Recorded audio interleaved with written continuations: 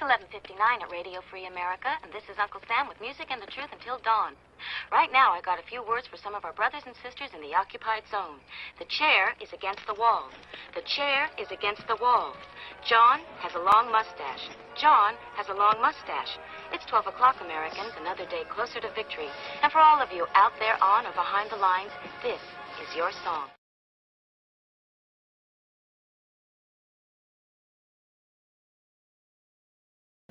There we go. Welcome, everybody, to our Daily Gun Show. Our goal is to go live every day with something focused on our Second Amendment. And on Tuesdays, for a long, long time now, we've been focused on building, sharing, and growing. So let's get into that. So today is our coaching show. Going with the far back view today.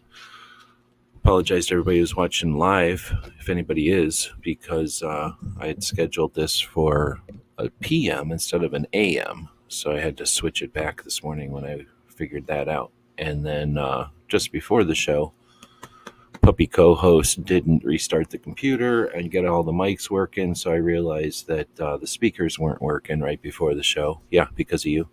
And plugged them in, that screwed up the microphone, so I needed to restart. So we got kind of a rough start today, but we're going to dig right in. And today we're going to be talking about one of the more important things out there in our projects, no matter what your projects are, and that's the website. We're using the internet after all, and as much fun as it might be to talk about why websites are so important, let's just talk to the people who understand that they are and have a discussion about why they might be at a different time. And to get us started, we've got the description of this video to dig into. Actually, opening it up full screen isn't going to work for today. We're going to, I probably should have put this over on the Substack, shouldn't I?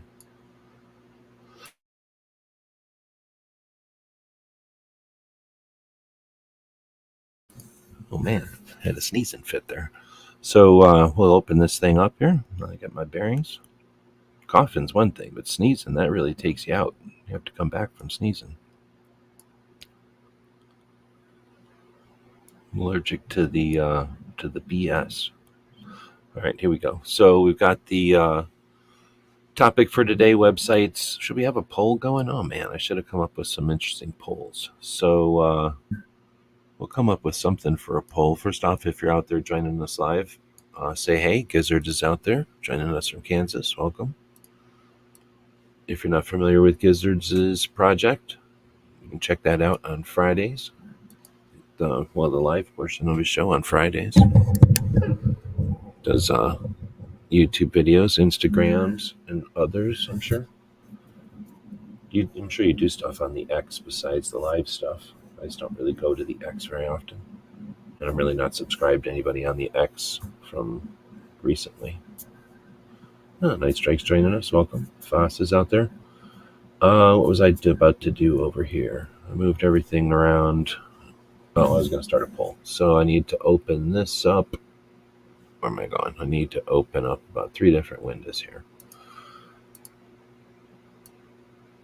So as far as websites go, they're to open up about 3 different. They're a lot to talk about. We're going to dig into specifically useful stuff. Hopefully, what to do in 2024. Yeah, this is already being annoying. But let's get a poll going. So we'll just start off with something good. How do you feel about websites?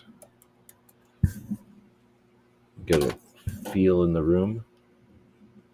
Let's see.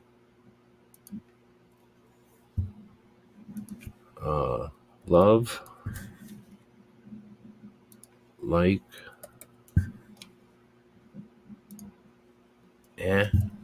or hate. And of course, you can put your vote, your reasons why in the chat. Give us something to talk about until we get rolling here. But let's zoom back in on the description here and get into it.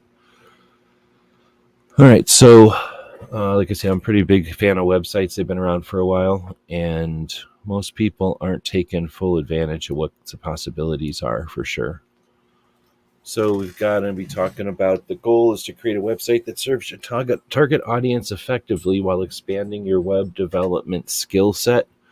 Yeah, I figured let's talk about stuff that can be useful, right? I mean, and you could talk about best practices all day and night, but how, we talked about goals last week and hopefully got everybody thinking about, challenging themselves for this year, realizing that this is an election year and this is the time to prep, to put out some baskets for all of that potential we have for the rest of the year. And, you starting to put out the umbrella when it rains or starting to go buy an umbrella when it's already raining is not the way to go. So, let's get out the buckets so that we can catch some of that rain.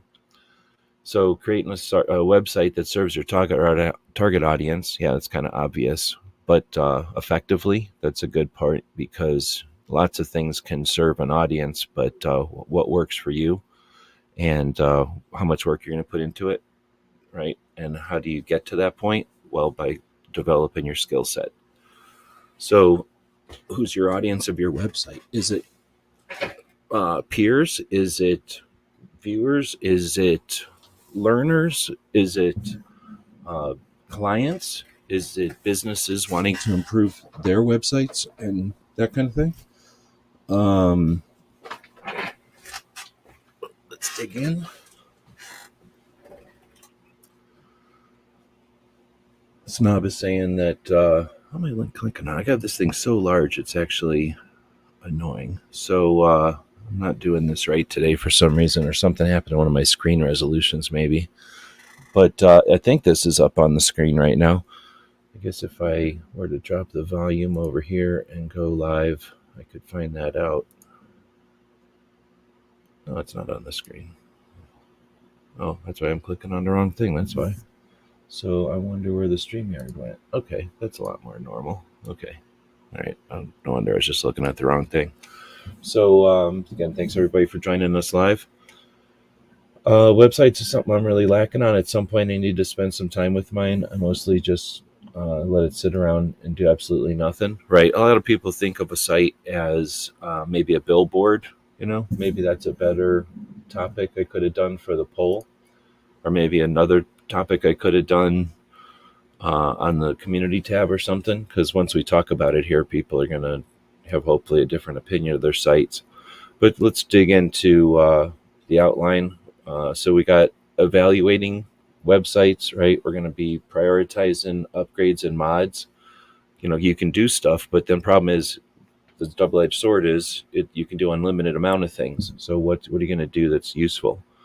And then implement that. So again, theoretically, yeah, great, but what can you actually do, right? Where are you at and what can you realistically accomplish?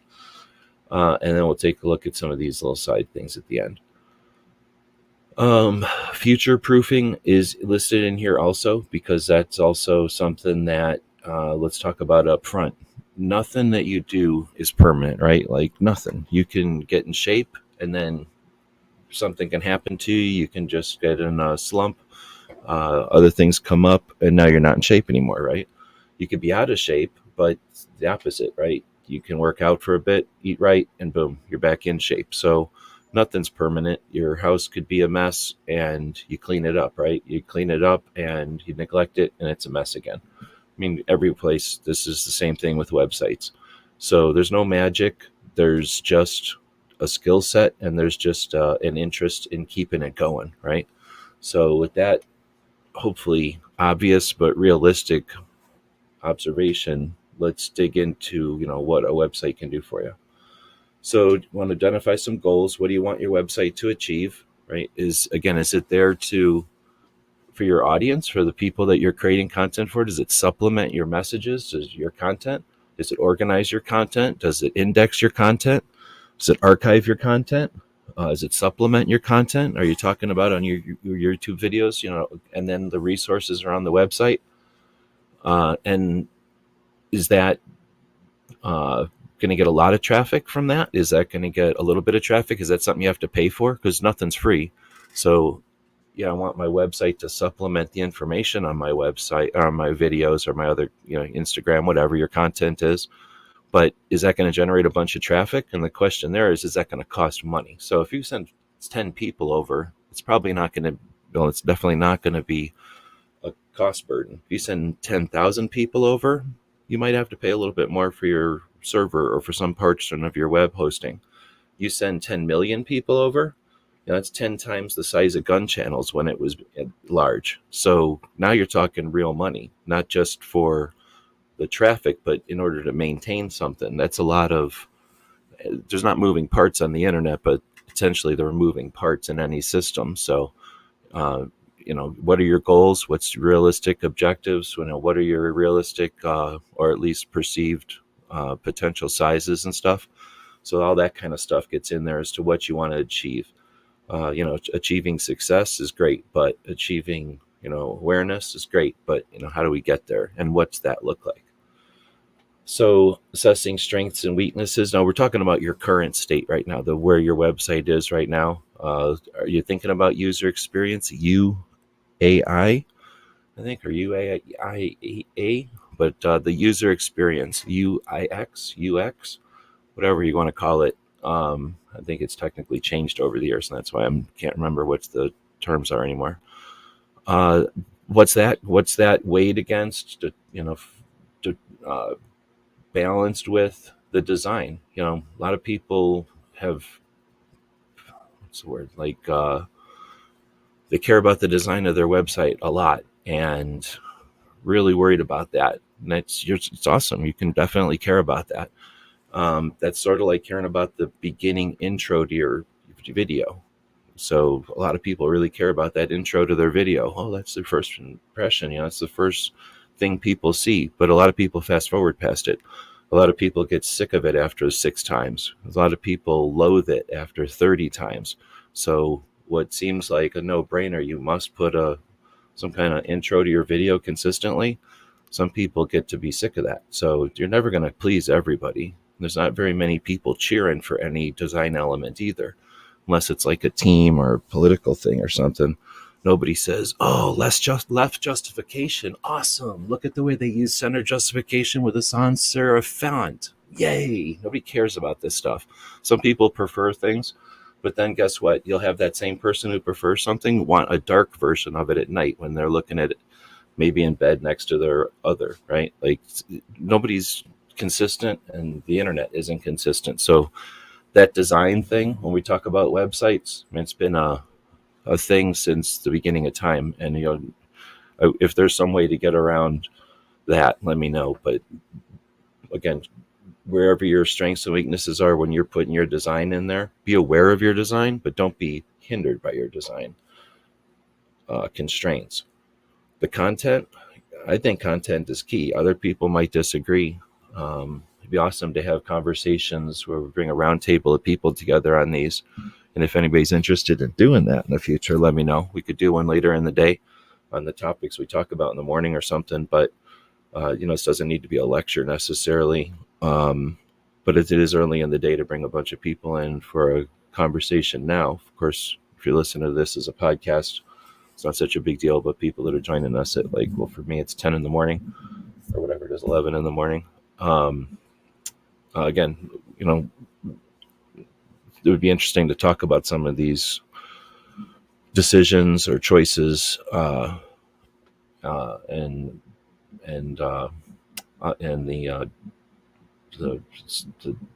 I guess the choices that you have to make when you're talking about these different things, weighing these different things. So we've got our user experience, how that visitor, how that viewer is going to experience your website, and that could be on a phone, that could be on a computer, that could be on a fast internet, that could be to make a purchase, that could be to, again, jump over from a video, and what's their expectation there? and the design is either going to facilitate that or hinder that, as far as load time or navigation or just color choices. Are you paying attention to people that are colorblind, for example, or are you paying attention to people that use readers? Those kind of choices are all in there. The content, which is what people are coming there for, it's interesting how that's third in the list, right? How do you even weigh these things? Performance, I guess I kind of alluded to that, but all your choices here have a cost, and half the time it's not a physical cost like money. It's a cost in performance, a cost in it's user interface. You can make it look great, but if it doesn't load right, then the user experience is shit, and they don't care that it looks cool in 30 seconds. They're only there for 15. So they see empty space and they leave. Accessibility, I kind of alluded to that also. Accessibility is critical, not just for the humans that you're including by being accessible, but 99% of people building the internet don't give a shit about accessibility, so you can blow right past them with that one little trick. Be aware of everybody out there, and guess what? You win. And then search engine optimization. We could have whole conversations about this stuff. I'll just dig into this next piece, and then I'll go dig into the comments. I appreciate everybody commenting. I just noticed there's a bunch of comments coming in. Let me get rid of snobs here so it doesn't look like that's the only one I'm paying attention to. But thanks everybody for joining. We got a bunch to talk about, and I don't want to take all day, so I'm going to just plug through this first section here. Then we get into analyzing traffic and behavior, user behavior. So going along with user experience, how are people using your site? And you might wonder, well, how do I know that? You can't ask everybody, but guess what? The internet knows everything that happens. So you can use software, you can have stuff either installed, or you can have just ask the internet, who pays attention to this stuff. How are people using your site? Do they come in and take a left? Do they come in and click on that? How many people click on this versus how many people click on that? There's tools to help you with that. There's people that can help you analyze those tools, and services and stuff out there. When does that come into play? Is that something that you want to have somebody check it out before you even set it up or have it go public? Or is that something that you want to analyze 6 months later? How many people have you discouraged in that 6 months? How important is it to cover all of these things before you even get started, right? There's a lot of balancing to do here. Now, there's competitor analysis, and that one's interesting. I don't know how many people do this. It happens, organically, I guess, if you're just going around and looking at stuff. Your competitor doesn't have to be a direct competitor. Looking at comparables out there. You're doing content creation online, doing XYZ, but you go to a barbecue joint and they've got an interesting way of attracting people to their newsletter, and you glean a little piece from that. So identifying who your competitors are, but also, like I say, your comparables are, and then being open to seeing what other people are doing, especially people that are successful. Analyzing their sites, their strengths, their weaknesses, and those features. We could probably, if we ever sat down with somebody to do a one-on-one analysis of a website, that's one of the things I might ask them to do, is bring to me 3 or more, but 3 websites at least that you find interesting for whatever reasons. And then we'll talk about those elements, because in a way, websites are nothing but Frankensteins. Every website has the potential of using every element out there. So somebody sat down and said, I'm not going to use everything. I'm going to use these things, and I'm going to arrange them in this way, and I'm going to paint them these colors.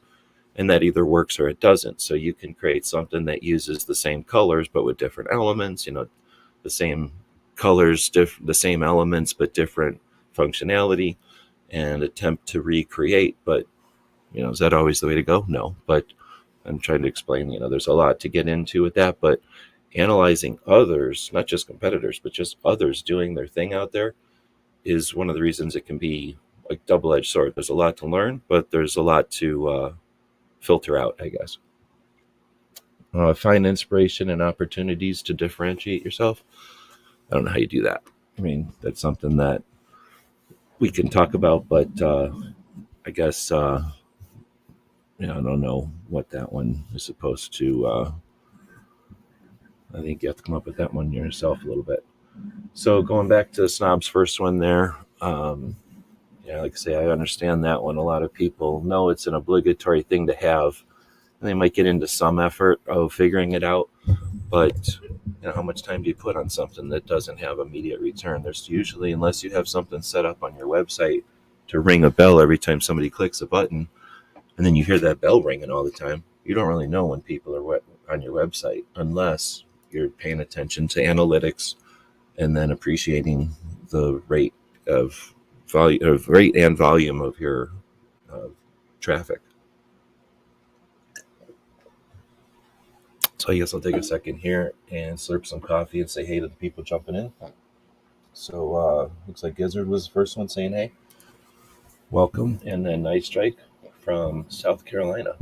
Are you enjoying the new, are you 27 now? Or is it 20? Yeah, you're 27th state now. Got Foss out there, Georgia Trucker, driving but here. Welcome. Hopefully having a good day for driving out there. Did I say Snowbirdie, I think? And Ozzy's joining us from Illinois. AR Patriot, or AR Guns. Welcome. And I think that's everybody new. If I'm missing anybody, let me know. Did I already say Foss? It says my website redirects to my YouTube. I don't know what to do with it. That's an interesting way to go. And that's not a bad way to go for sure. I mean, it's nice to secure a URL. I never know where everybody's at with what we're talking about here. So, just to take a second to get everybody up to speed in case you're completely unfamiliar with this stuff. The internet is a bunch of tubes, and some of the tubes are connected to computers called servers, and those computers are essentially on all the time. People like Night Strike run those kind of servers, and sometimes he'll pay you to have either a whole chunk of his server or a slice of his server, or he'll even plug a whole new server in for you if you really need that much room. And those are like office buildings. Those are like giant entities on the internet that have space in them. And when people like me want a website, we go to people like Night Strike and go, hey, I need a slice of one of them servers. I need an account with you, and I need some places to put these websites. And then that gives us a place. Now we have to go find a URL, a name, the www. Whatever it's called. That's called the domain. And so you go to a place that is legal is able to, back in the olden days of the internet, they said, like, you companies are allowed to sell the domains, the .coms and the .nets and the .whatevers, and they come up with new ones every once in a while. So you go to one of these places and you buy that name, and you pay it usually by the month, or not by the month, by the year, or sometimes you can buy it, by the decade or something. But you'll buy this .com, and then you'll go back to that server place and you'll say, what's some numbers? Those numbers will plug into your domain registrar, and now your domain name is pointed at that server, and that's 2/3 of the work right there. Then you get a software to run on that server. And the trick is that, I'm describing this like it's difficult, but in reality, this is all set up by your host. You get your account with them, usually by the month, sometimes by the year, and maybe what we're talking, $20 a month, $100 a year or something, or ish, depending on the services they offer. They're going to give you the server space and some software, more than likely. And that software is either WordPress or something else that you may have heard of. And that's the way I'd recommend getting a website, because now you're in control of everything. You bought the name and you own it, and you're paying for it from a company, but everybody is. So, you've got it as much as you can own it. And then you've got your own server that you decided was a good one, like Night Strike's 2A web hosting is a good one in the United States, run by a dude that who's been around for a long time, running a service that called guntube.org. So, you get yourself a server that you've found, and you put some website software on there. I like WordPress. Took me a while to like it. For a lot of years, I resisted it, but it's pretty decent. Sort of like the YouTube or Facebook, I guess. It's like not in the way that they're social platforms. It's just that they're the ubiquitous. They're the ones everybody uses. More like the Apple or the Android. There are other options out there, but most people are using WordPress. There's a couple of other things that you can run on your own. Or I guess another option is to go to one of these services where you just go to them. They take care of all that stuff that I just mentioned for you. And either way, you're going to come out with this website on the other end. A place on the internet that's yours. It's potentially infinitely big, but it starts out like a balloon. It's small, but it can be infinitely big depending how much space you need. You just keep renting more space for it. And no matter what service you're with, they're always going to have more room to give you. So it's something that can be as large as you want, or can be as small as you need. And that's the website. So I don't know if that was necessary or not. I think in 2024, I hope that wasn't all necessary, but don't want to take things for granted. So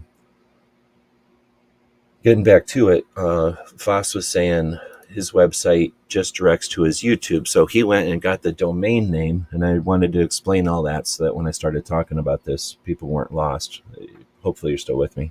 So the domain name is the element where, you want that somethinganother.com, somethinganother.net. I wouldn't even get into the other ones. You can if you want. People can come at me and we can have a debate about it, but your .coms and your .nets are about as much as you want to dig into even in 2024. But you're going to get this name and you can do what you want with it. Now, I describe pointing it at your web hosting so that you have your website all set up. And that's what a lot of people do with it, but it's definitely not the only thing you can do with that domain name. So Foss went in and purchased a .com and then told the place that he purchased it with or rents it from essentially, or leases it from, or whatever the words would be, trademarks it from or something, tells them instead of pointing it to some website host somewhere like 2A web hosting, instead post it or just point it to my YouTube address. And that's fine. A lot of people do that so that you can just say, go to blah, blah, blah.com and it pops you out on your page of choice. The disadvantage there is that the company who's like YouTube, they don't keep our names consistent. Now, YouTube is nice. They change our names all the time, but they forward them. So we don't really realize it when they're changing our names. But they change our names constantly or change the format of the URL. They just forward so that we never actually get hit by that. But other smaller platforms will either intentionally or unintentionally usually have to change something about their structure, and that'll rechange all their links, and they'll put out an email and say, sorry, we got to do this, and now all those things need to be changed. So it's not a big deal. It's just one of those, again, nothing stays the same, and that's why. There's just little ripples that happen, and if those ripples aren't attended to right when they happen, things start to become misaligned, and then after a while, nothing's connected anymore.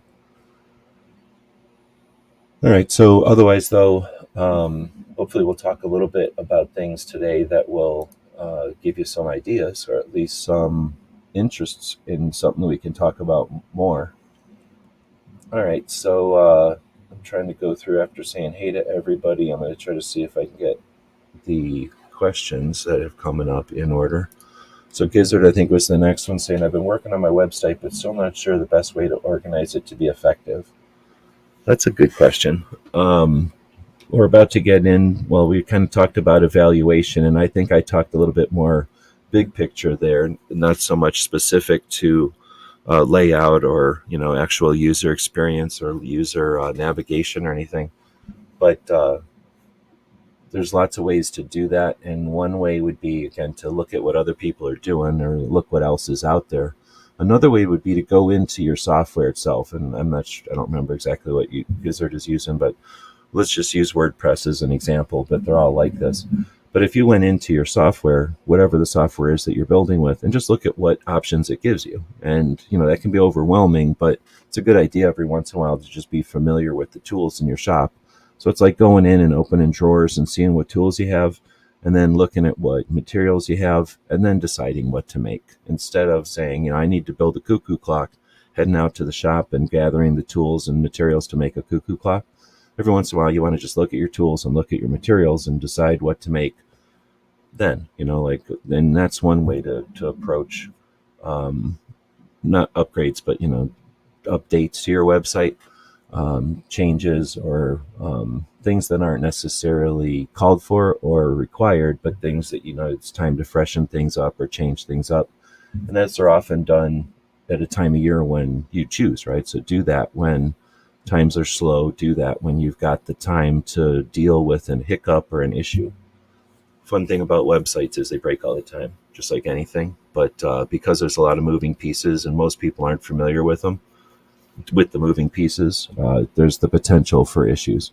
And most of the time in 2024, they get fixed pretty quick. Most of the horrible things you could accidentally do to yourself back in the old days have been changed so that it's really difficult to, really hurt something, just like you can't really hurt a computer by smashing the keys.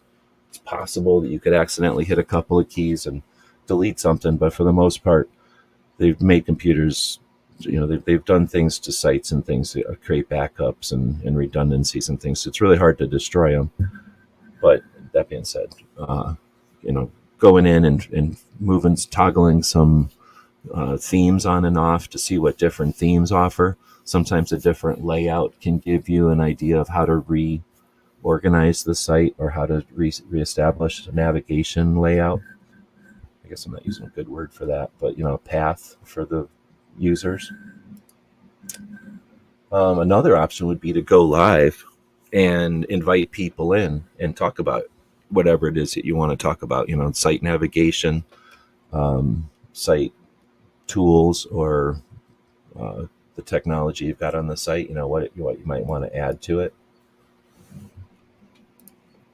I don't know if I'm answering these questions, but I'm just trying to address them as they're coming in. So Snob is saying I would like to figure out some sort of feed similar to a Facebook feed that's easy to update, but keeps the last 5 or 10 links showing, but that I could post affiliate links on easily. So that can be pretty simple. We can do a workshop. If people are interested, give me some feedback on it, but we could easily do a workshop. But essentially that's as simple as going into your WordPress, for example, and there are plugins which will allow you to cascade or list, or I guess I can just show you. You can take a parameter like a category something and list them. So I'm going to jump over to a site where I do that a lot on, Minuteman. So when you go to Minuteman University and you look at pretty much any page really, I'm going to go to one that I know there's something like that on, like one of these lists of people. So here's a list of firearms instructors. So right now this is a grid type of a list, but do I have another list at the bottom? Of course not. So let's go to competition shooters. Somewhere or another I'll have a list. Like this is a list format. So essentially this is a Annie Oakley and Lillian Smith, right? These are shooters, but this could be, a blog article with an affiliate link, a post to a YouTube video with an affiliate link. And right now I have mine set to list all, but I could just as easily have that set to list 5, and I could set that to list 5 most recent, and that would accomplish what you're trying to, I think you described. And now you would just add posts to your blog post. And adding blog posts is as simple as when I'm logged in, going up and saying create post and setting them all up, and then scheduling them to go out every day or whatever frequency you want. And then that page would always show the last 5. And in fact, you could do that with, lots of different ways to, have like the last 5 optics, the last 5 tools, the last 5 whatever, right? And that's a plugin to WordPress that allows you to display or list the recent posts. Gizzard says so many things require special plugins which cost extra. Don't pay for plugins at all if you can help it. So plugins for WordPress and for other platforms usually come in 2 types: free and the ones that cost you money.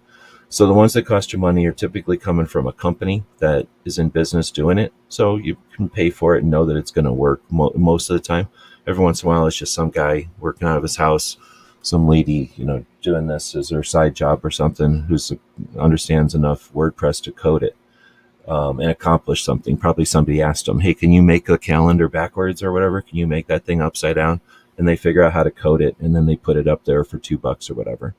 But often you can get the same things for free, or you can get similar things for free. The free ones are not free. Nothing's free. Get it free. It might have some kind of like pay per blah, blah, blah, or like, oh, the basic part's free and it costs more for the rest. Sometimes that's the case, but often it's just a lot of times, maybe not a lot of times, but occasionally you'll see kids that are just brilliant, or people that are brilliant and this is their hobby, to make things on WordPress or whatever. But if it's kids, at least in my experience, it's been kids, young people who are just able and they're interested in this stuff. They're learning it. So they create a plugin to do something creative or interesting. Maybe they create a dozen of them, but then they either get hired or they start making money and their WordPress plugin hobby gets kicked to the curb. So even if something is free and incredible, it's probably not going to last forever. So there is some triangle there, but there is definitely a point on that triangle where things are awesome and free. And the negative part of that one is just you have to make sure that they stay updated, or, you have to monitor them, and they're understanding they're not going to last forever. So if you want something permanent, well, unfortunately, there's nothing permanent. In my experience with whatever 7 years of gun channels was, even with when you have the money to throw at something, you can't make a company stay in business. You can't make a company continue to have a product that we thought was amazing, like the chat product. Remember, that's one of the reasons why gun channels went away, because there was just no way to recreate the chat platform after the one company that still had a chat platform quit doing it. Just nobody wanted chat platforms anymore. So, even with the money, you can't make it happen. But with that being said, understanding that nothing's permanent, you can have a pretty good run with the free stuff that's out there, and the knowledge that you'll get just understanding your website. I don't think you have to be like fluent in WordPress or like some kind of passionate about your website, but just being competent, the same way that someone can change oil on their car and maybe change their tires and change a plug or a filter here and there without having to take it to a mechanic. If you're that level of competency with your website, then, that's like somebody saying, oh, don't get the satellite radio because you got to stick a magnet antenna on your roof and run the little wire into your door and then put it on your dashboard. Like, is it really that hard to do that stuff? Like, you don't have to take it into the shop to do that.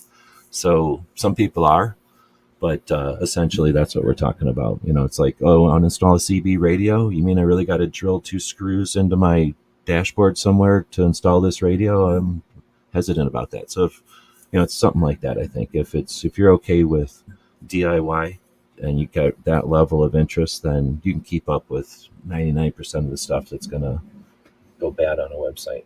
So the extra thing, yeah, you can pay extra, but I'm super cheap, so I'm not going to recommend it. Let's see. Snob, I set up a page just for affiliate links. Yep, for sure. And the thing is, if you start using, or when you start using your site, or as you start using your site more and more, you'll find like, oh, I want to do my affiliate stuff, but then I also want to talk about, a funny thing that cow did, or when somebody tripped over that thing or whatever. You start putting in other blog posts, and now people start showing up for more than just that purchasing. And I think then you start to discover how much fun a website can be, because it's your place to have a conversation with the people that want to show up at your website. It's a little different than people that are like, oh, I'm on YouTube and I'm looking in your window. It's neat, but they're in YouTube. They're over on YouTube. Gizzard says, on my main page, I have a social media icons that take you to all my other sites, but not much in the way of substance. I feel like there should be content right there that you can click on. Oh yeah, for sure. And with as much stuff as you have, as far as like history and content, you could have some fun with letting people know that if they were to dig back into the archives of the Gizzard Gary show, that, or shows, I should say, because we've had more than one, that, you got something to offer them, and make it like scavenger hunts. And then when people bring out clips and stuff, you start posting those on a page of the site.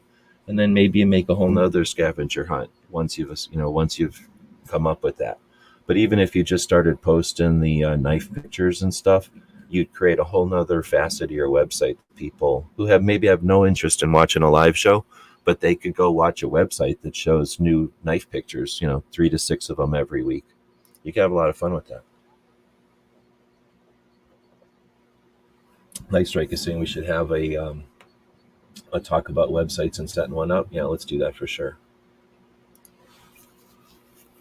We haven't gotten, I don't know which CC is yet.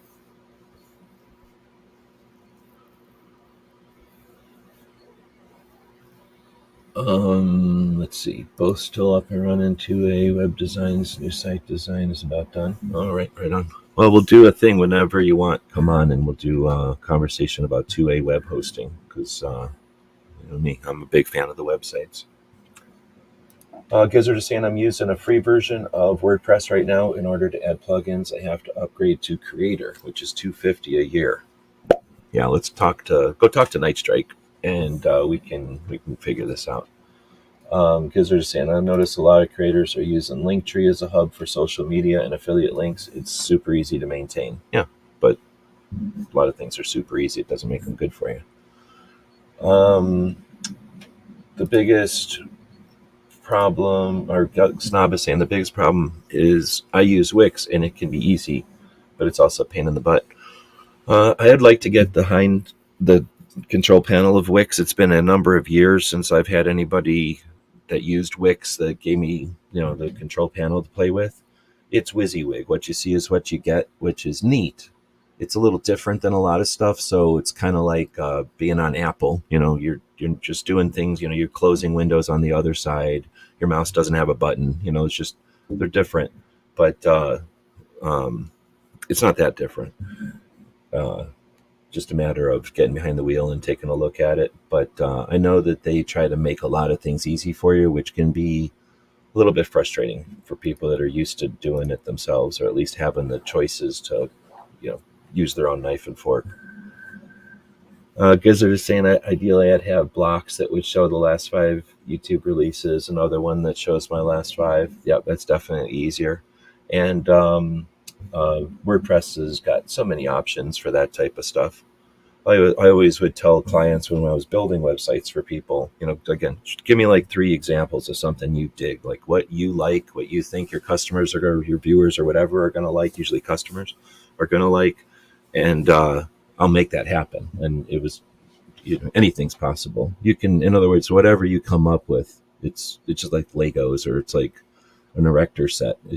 All the pieces are in websites. It's just a matter of assembling them the way that you want with the functionality you're looking for. Now, every once in a while, somebody is paying really good money to have something really fancy happen, and that can be difficult to emulate. But a lot of times, even the stuff that people thought was the coolest was like a default setting. People are often impressed by things that, aren't necessarily the expensive stuff. All right, so I'm not going to get into too much of the back and forth, but we can definitely have a workshop type of class on sites for sure. I see She Fires is joining us. Welcome. So let's dig into the next part. So we kind of talked a little bit about evaluating the site, and next we'll dig into the upgrades and mods. So again, I'm assuming in 2024, most of the people I'm talking to, most of the people hearing this already have a website. I don't think I'm trying to sell anybody on a website.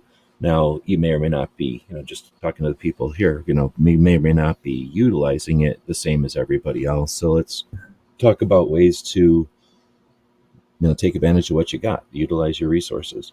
So upgrades and mods.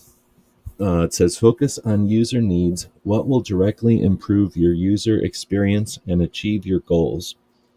So in order to prioritize these things, again, you have to have some kind of idea of what you'd like to do with that site and how do you get there. So, that's when you start thinking about what are these either plugins, or what are these design elements, what are these strategies I'm going to use, what are they going to, how can I make these effective and simple to get to these goals? And it's kind of open here, because as I'm saying this, I'm thinking about so many different people doing different things with their sites, but they're all effectively, attempting to improve their user experience. Now we're going to consider the impact versus the effort. and starting with high impact and low effort changes. That might sound easier said than done, but I think that's what I was alluding to earlier. Often the things that are like the coolest or the things that are most noticed maybe, or the things that can easily be seen or as different, maybe like rounded pictures. Every picture on your website's been a square, and then you do some quick change, maybe a plug, like not even a plugin, but a theme change on WordPress and most every software platform actually has skins, essentially, quickly CSS, a way to change the look of the site in a moment, just like changing drapes or changing the wallpaper on your computer. So it's real simple to change something like that. And in the process, maybe all your pictures go from being square to having like corners.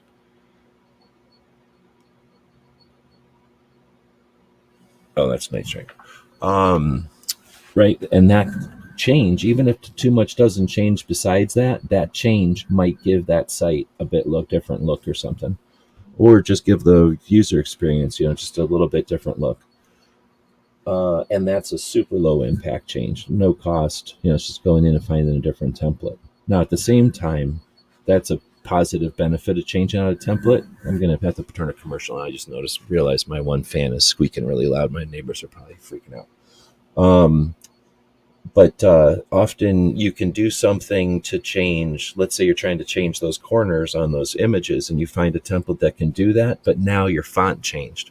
And half the people don't care, but people who can't get past the little scrolly BS on some of those fonts are going to think twice about sitting there and reading your blog post for a half an hour next time, because now they can't read it. Now it's difficult to even see.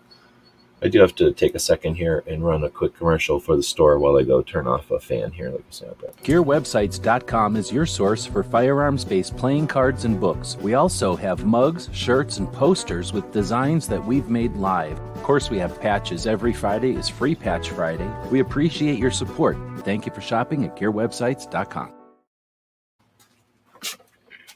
The co-host was supposed to fix that, but he didn't. All right, so we do have a poll going. I think I'll jump over there real quick since I noticed it, and it's huge for some reason. I've got my screens goofy today. How do you feel about websites just in general? Looks like most people are just in a like relationship with their websites. 11% of the people love them, and the same amount of people hate them. And then there's some people out there who could give or take. Yeah, they're untapped resources for sure. And a lot of times people don't even know everything's a website. You're in a website right now. Gotcha. You're soaking in it.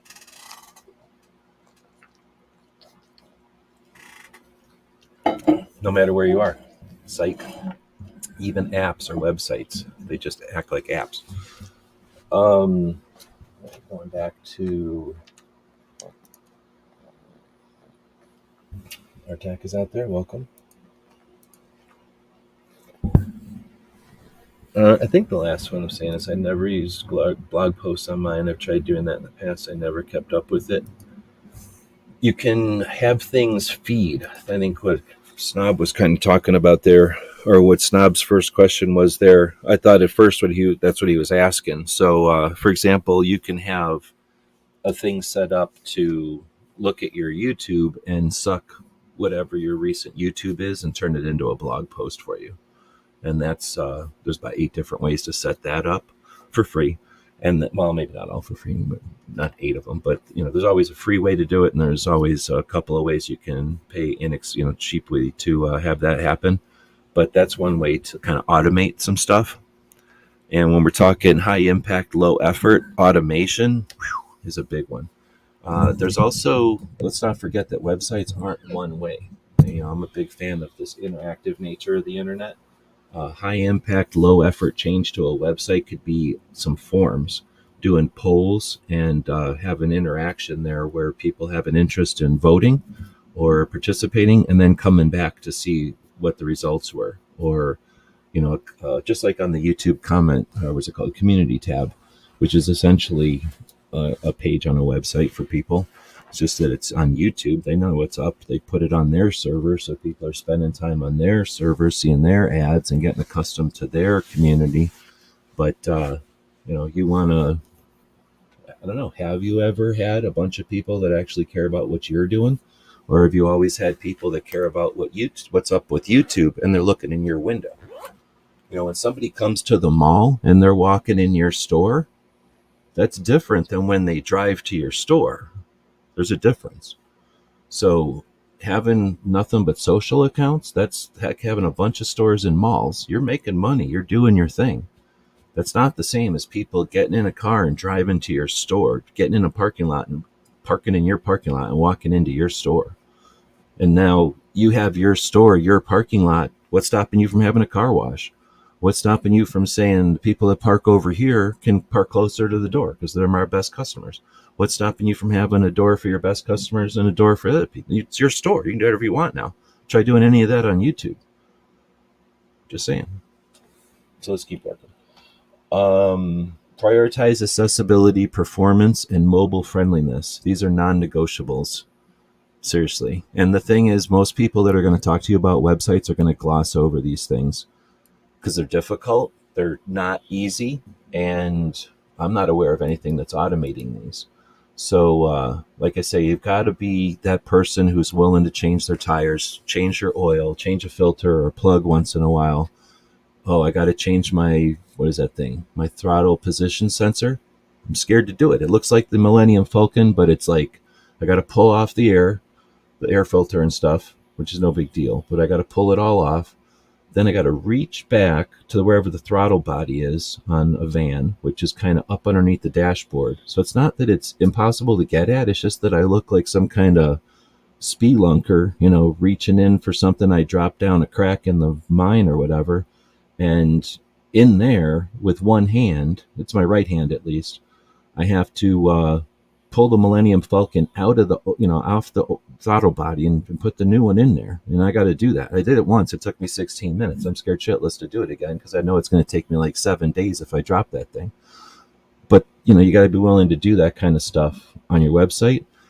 And that's the prioritize accessibility, performance, and mobile friendliness. That's the more than an oil change. Like, oh yeah, I'm willing to do my own oil changes. I'll drive it to the Jiffy Lube and watch them do an oil change. That's not doing your own oil change. Having Wix and stuff, Wix. Well, I guess Wix, I'm not going to shit on Wix. They probably have places to put accessibility, but they ain't doing it for you. So you still got to open up something and click on something and put in alt text.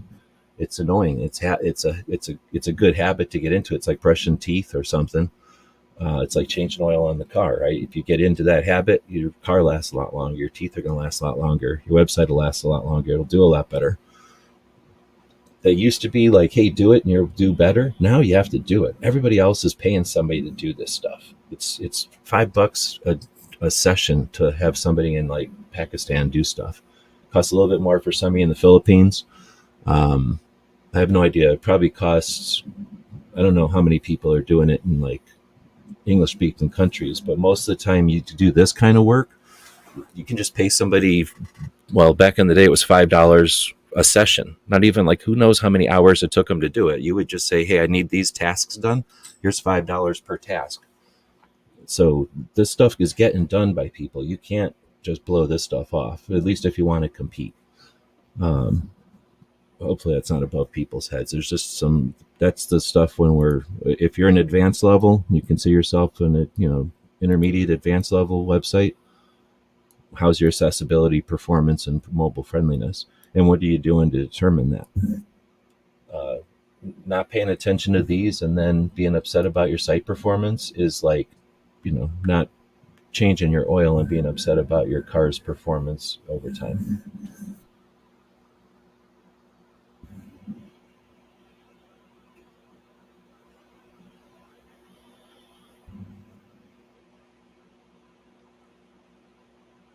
All right, so we'll get into the implement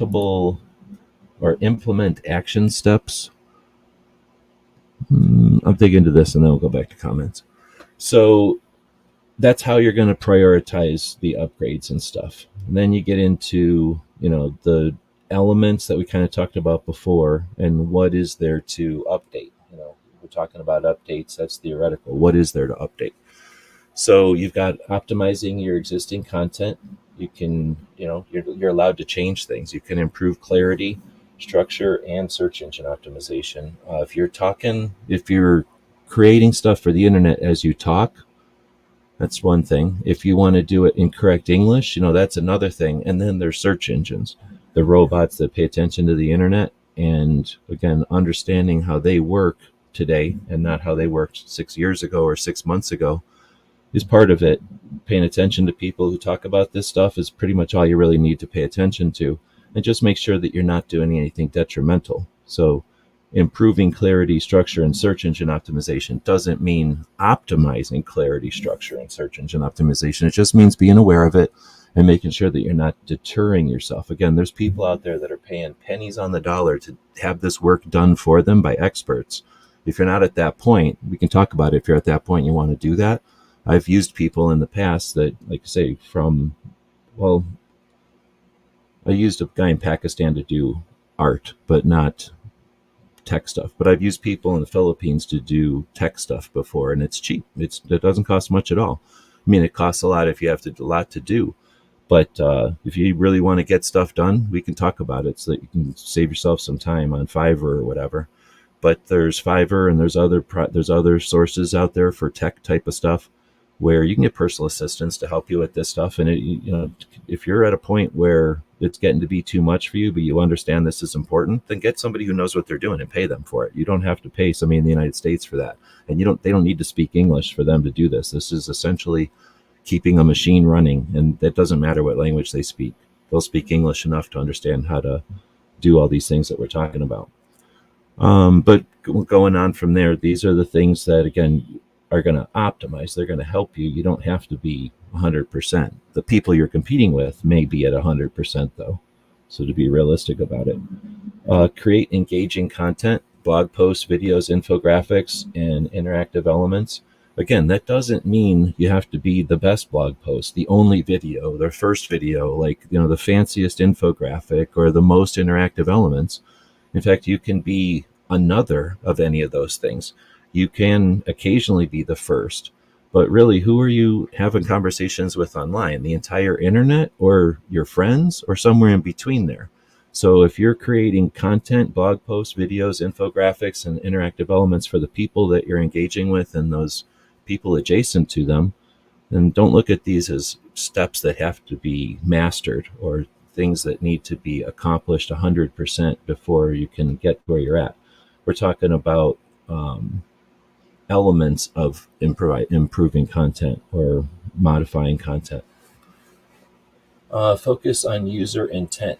What are the people that come to your website searching for? Now, if you don't have traffic yet, maybe you're creating that. So be aware of that, what you're creating, right? Are you bringing people to your website to see current news of the day? Well, then who's going to put that current news of the day there? Unless you have something automated to do that, seems like a silly thing to drag people over there for. Now, if you're dragging people over to see, I don't know, your new thing that you do every week anyway, then, well, that's pretty easy. Just take the thing that you do every week anyway and put it on your website. And guess what? People are going to start appreciating that you're putting it there. So, see what people are searching for. Also, give them realistic expectations. It says provide relative answers. I think I'd say realistic expectations there. Or provide the results of that expectation. Call to actions. Tell the users what you want them to do next. That's often overlooked and often underused element of content creation. We do stuff and then we walk away. We do stuff and then we go on and do the next thing. But there's a lot more that we could be doing. This is an interactive internet. If you emulate magazines and television, then you'll just present and you'll finish and you'll walk away. But you're allowed to do a lot more than that. And calls to action aren't just like, send me money or buy this. Calls to action can be a lot of things. And people that are doing live, especially the people doing live, call to action could be, what do we bring an idea tomorrow, right? Does that cost anything? People are going to want to see what people bring tomorrow. Take a picture and tag us, right? Those are calls to actions. Some people are already utilizing these pieces. Well, how do you apply that to your website? Hashtag whatever on Instagram. Well, find a plugin that allows you to drop hashtag whatever on your website. Okay, now that technically is going to be a tougher one because of the API with Instagram, so it's easier said than done, but use something besides Instagram. Put a hashtag on a system that lets you create a feed on your website, and now encourage people using that platform to interact with your website and get people that you're already working with to try that platform out. There's ways to accomplish things.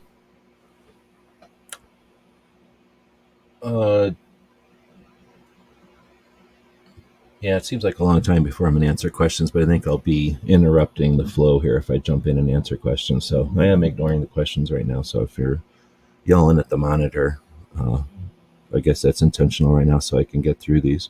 So that was content, but how do we implement actionable steps on design and the user interface, the usability of your website?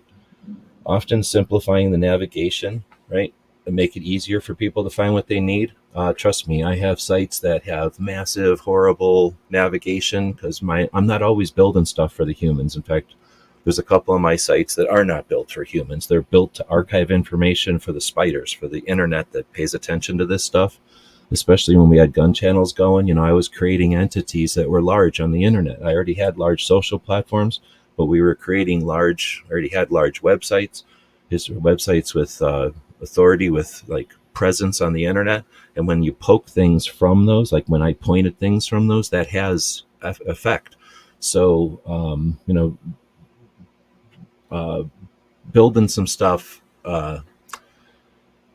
large is definitely possible. And it's one of those double-edged swords. You can have a huge website, but don't present that to everybody right off the bat. You're allowed to, a restaurant that has a huge menu is going to say, do you want the breakfast menu, the lunch menu, or the dinner menu, right? They're going to at least chop it up for you so that you're not choosing from everything you could possibly do. Think about the user navigation. And if you're not getting feedback from others, then you're not doing it right. Like, you aren't the one who understands how your website works. You might understand a lot about your website, but somebody else is driving it.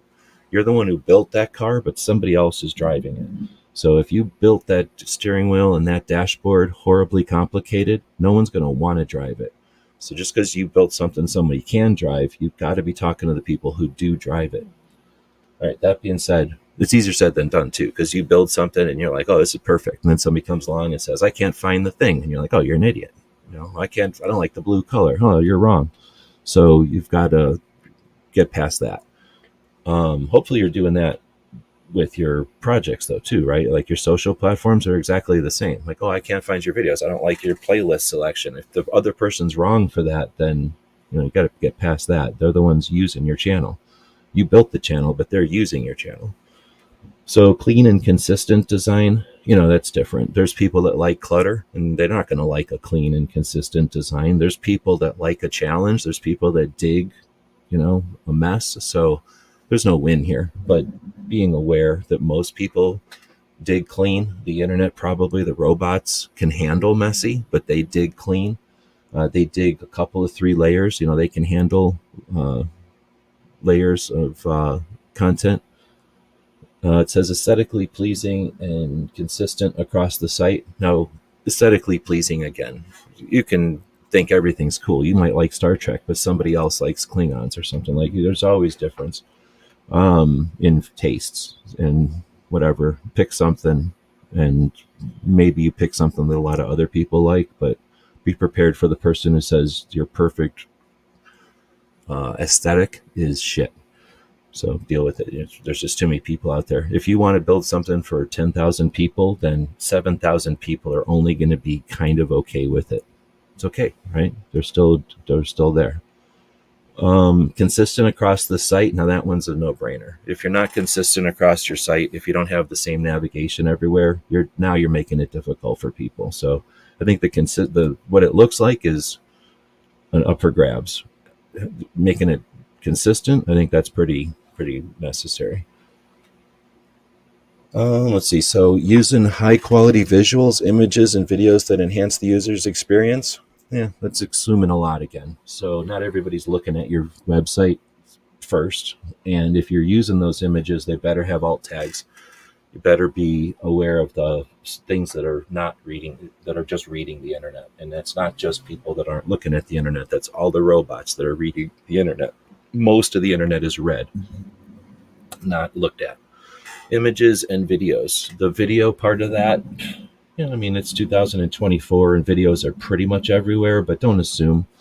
You can still make GIFs. You're still allowed to make things as fast, as slow, as tiny as possible so that they load as quickly as possible. I wouldn't lean heavily on videos just because other people do or you can. It's awesome when everything's working, but when it's not, what's appreciated is people that know how to build fast, easy sites. Mobile first approach, man, it's hard to say, but I guess I'll agree with that. If you're not building it for a phone at this point, I mean, what internet are you on anymore? Yeah, that's just the way of the world. I wish it wasn't that way, but it is. And eventually, phones will pop up into a bigger display, hopefully, but not for now. This is 2024 we're talking about, not 20, not 10, and not 2030 or whatever is going to be next. That would be a cool conversation. Talk about what's next, though. All right, so we'll get into, how do you implement actionable steps for performance and security? So security we haven't even really talked about, but performance, load speed, use caching and image compression, etc. This isn't stuff that you do so much as just get a competent host and then this kind of stuff happens. Using WordPress and stuff, this kind of stuff happens, but be aware. And if you're noticing or if you're getting feedback that something's taken too long, understand the steps that are taken to make things load faster. And some of that is just navigation as well. If you've got too many people jumping into the same bottleneck, now you can get not because the page is big, but because too many people are trying to jump on it.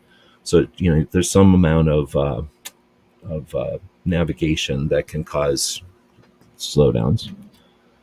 Implement strong security measures, having all kinds of backups, password protections, and security layers. If you can do this stuff, it's important. There are going to be people out there. If you don't deal with money, then you're probably less a target. But there's always somebody who's just trying to be a jerk. There's always somebody willing to throw a rock. So if you give them too much glass, there's just that much potential for somebody to throw a rock at, I guess. Most of the time, people unfortunately don't think about this stuff until they get bit. So the backups, that can happen to everybody. I lost 2019 because I had not been doing regular enough backups and then had a hard drive failure. And, that can happen. Guess what? It's not going to happen to me anytime soon because I back the hell out of stuff now. But, I thought I had been doing it, but I got sloppy and I got bit. It can happen to everybody. I've been around computers for a long time. And that was just a few years ago. So there's that kind of stuff. That can happen online pretty easily. Like I say, it happens less and less. Somebody trying to get you, though, is, again, unless you're a giant target, it's usually not the first thing to be worried about. But you also don't want to leave the screen door open for no reason, or I guess the back door open for no reason. Stay updated on software and plugins, address vulnerabilities promptly. And that's a tough one. I mean, yes, it's for sure, but I'm not aware of any recent massive vulnerabilities that are happened. And most of the time in this day in 2024, if you're dealing with money, you're going to be doing that through some service that has the security in place. Most people aren't handling their own credit card stuff. And the other side of that, don't handle people's credit card shit. Like, do not. That's the definite way. I guess I'm assuming too much here. If you're going to be dealing with anything with money, then go somewhere and do it. Shopify the system for credit cards or whatever. Let them deal with it. PayPal for credit cards or whatever. Let them deal with it. Whatever it is, let somebody else deal with the money. Use another party to deal with the money. As soon as you start telling people, oh, just send me your credit card number versus email. Well, hopefully nobody does that. Don't ever send anybody credit card info over email ever. But even people I mean, that's just an unsafe way to do it. But Definitely don't set up a system like that. I mean, I can't imagine anybody would ever give you advice to do that. But yeah, you're always going to want to use anything vital. You're going to want to have some other system who's established that creates the security. Now, obviously, if we're talking to the Brownells or somebody who has the resources to create their own entity, we can have a discussion about that. It is possible to do your own thing, but the costs are outrageous. So there's just no need to do anything that would, one, risk the person's security who's dealing with you, but then two, attract all these people that might require you to have the massive amount of security that would be necessary for that. But that's just a disclaimer more than anything. Nobody I know is going to be dealing with that. Let's see. So then what are the implementable action steps to enhance your skills?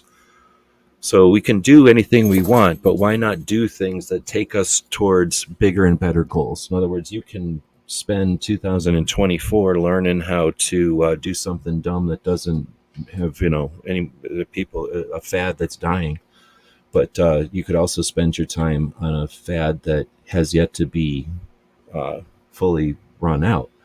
And what if that fad is long form videos, not long form, vertical videos? If that fad is montages or something, like, you can be enhancing your skill on long form video editing or shorts. Which is a better skill to enhance this year?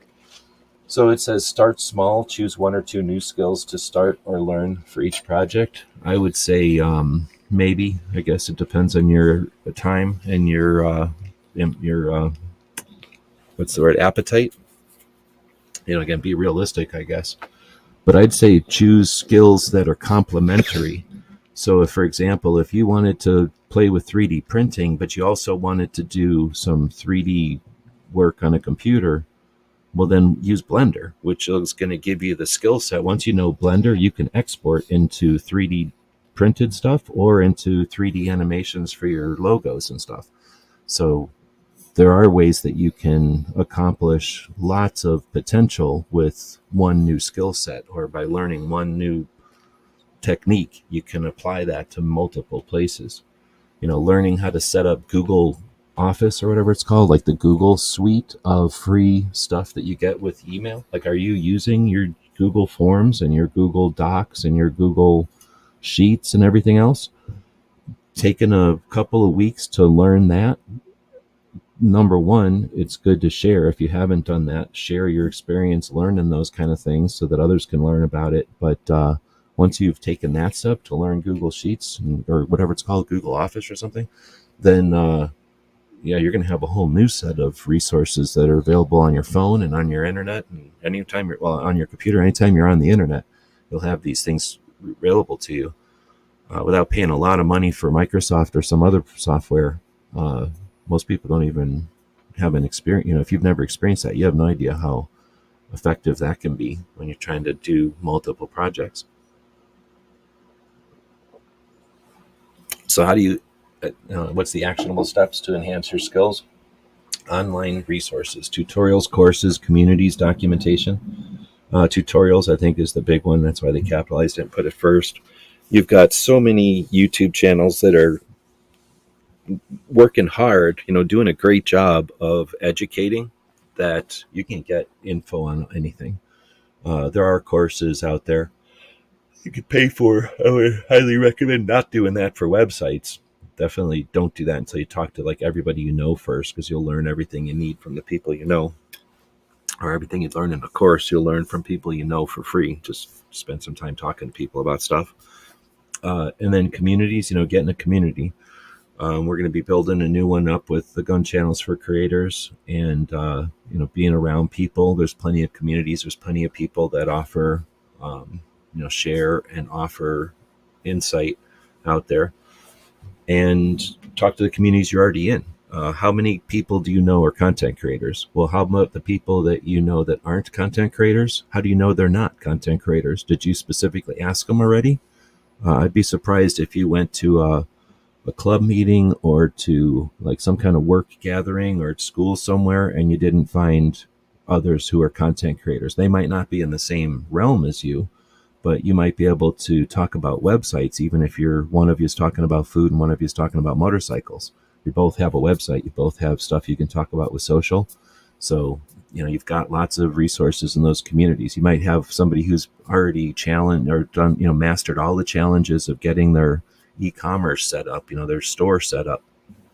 And maybe they had the same decisions that you had. Should I use Woot, or should I use Shopify, or should I use something else?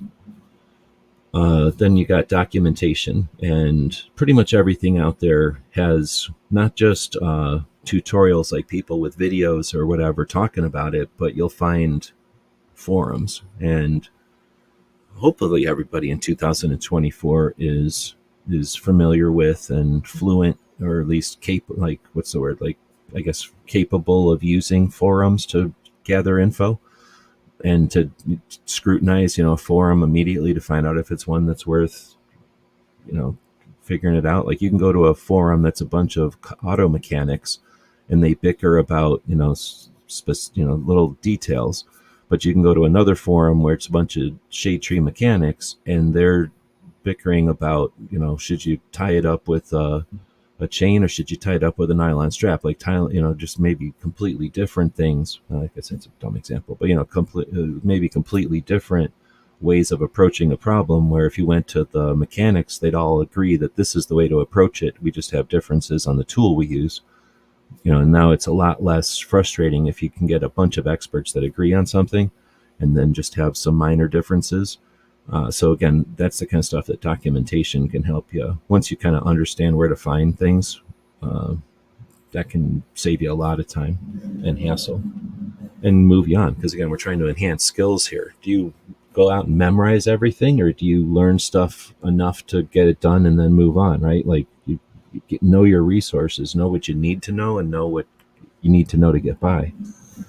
Computer stuff, web stuff, very little of this stuff do you need to know unless you're planning on going into business doing it. It's probably lucrative if you did, but you don't need to know this stuff as if you were doing it for a living. You just have to know how to accomplish the task you created.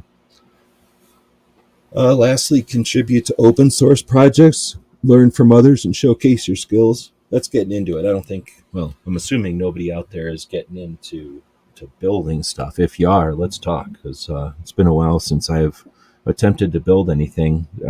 I would like to. There's a couple of things I feel that we need. I think we need a scoreboard that keeps a visually interesting track, a visually interesting scoreboard or list of what's going on with the different 2A issues, with no political at all and with no connotation or anything. Just here's the matter of fact, where everything's at. Here's what's new. Here's, the status of this and that. Something that, can easily be seen with one page load and then is updated automatically. And then, for more detail, you're like down one page and now you're at the state level. And so you get your federal level overview, and then you click one button, depending on which state you're going to go to. And now you're at the state level. And then you click one more level and you're at the county level. And then you click one more level and you're at the city level. Like, we need something like that. So that doesn't exist that I'm aware of. I'll be essentially figuring that out at some point here once I can afford to do it. So there's things that you're going to need to figure out for yourselves. But most of the time, you don't need to do all that. Like, who needs to do all that? You might want to accomplish all that, but there's probably about 6 different ways I could get to that, accomplish that pretty close for free. Okay, the next one is, how do we implement actionable steps to track and measure? So set clear goals. And what's a KPI? What do you want to achieve with your upgrades? I don't know what KPI is. What do you think KPI is? I have no idea. Kill plan? Ideals? Seems like a pretty violent thing to do for a website, but if you're going to do a kill plan, just make sure it's legal. What do you want to achieve with your upgrades? So that's the real point. What are you trying to do? Are you just upgrading to upgrade, or are you trying to accomplish something out of it? And then understand that you're done. That's a tough part for some people, especially if it's at all interesting. But even if it's not, if it's interesting, you're going to want to keep picking at it. And if it's not interesting, you're just going to want to stop. Can I stop now? Can I stop now? So you're going to want to make sure that you're done. But then once you're done, finish. Use analytic tools, track, blew right past that, but use analytic tools, website traffic, user behavior, and conversions. A little easier said than done. We could probably have a whole nother conversation if people are interested on how to evaluate and track a website. There's essentially the tools that the website's going to have, the stuff that it knows about itself. Then there's the server, and depending on how and what you're paying for, usually they don't, and it would just be a waste of numbers to keep track of stuff that he cares about. If somebody something though, like on my website, you might be able to talk to a hosting company and say, hey, I'm interested in this stuff. How do I take full advantage of it? And that might be as simple as having that conversation with your host. And they might say, oh, by default, we turn that stuff off so it doesn't just create huge piles of data that nobody wants. But if you want that data, click, now it's on. And guess what? You're going to know all kinds of stuff. And that might be the behavior of the person who comes into your website, as well as other things like the robots and stuff that hit your website. Understanding what they do when they hit your website can be super interesting too. On the other side of it, if you are trying to sell something, or if you have affiliate links or something like that, understanding the analytics of those conversions, of how many people are seeing, clicking, and purchasing is all something that you have to make sure that it's set up right in order to make all that happen. But that can be critical. If part of your goal is to have the site create income, then watching these numbers, becomes less interesting and more crucial. Next comes A/B, and then how do you do that? There's like software to do that. There's the stuff that the website can do, and like I say, maybe your server can do. But typically, you want to get that information, or you're going to get that information from software that can plug in or can specifically is created to pay attention to this stuff, and not just, let's say, something might just be paying attention to how many people come in, but something else might be paying attention to how many people come in and turn left or right, and how long they're in there and where they went after. So you're going to get some tools that work and some tools that give you a lot of data. All right, continue our A/B testing. Experiment with different versions of your website to see what works best.